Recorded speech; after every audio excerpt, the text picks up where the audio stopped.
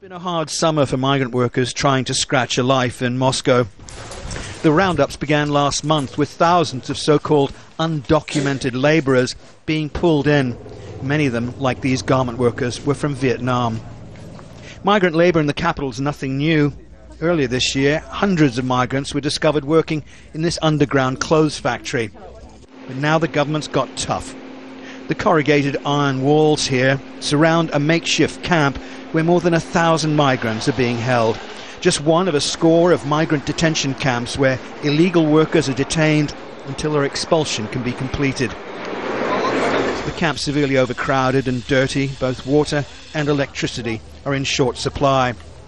Vietnamese embassy officials who inspected the living areas have described the conditions as inhumane. 40 people crammed into a 50 square metre tent. Now there's a plan by the Russian Migration Service to build a network of these holding areas in 81 districts across the country.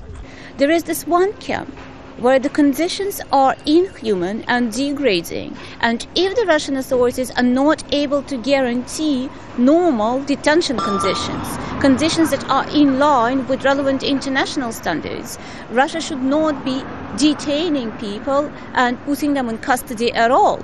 Many of these people had their passports and documents confiscated by unscrupulous employers and are unable to fight their case in court.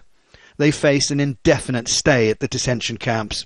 Human rights organisations here say up to 9 million migrants work in Russia, some legally, some of course illegally. It is a social problem that's simply not going to go away. And building more of these detention centres, say critics, 83 of them across the country, will only replicate the appalling conditions found here and worsen race relations in Russia. Peter Sharp, Al Jazeera in Moscow.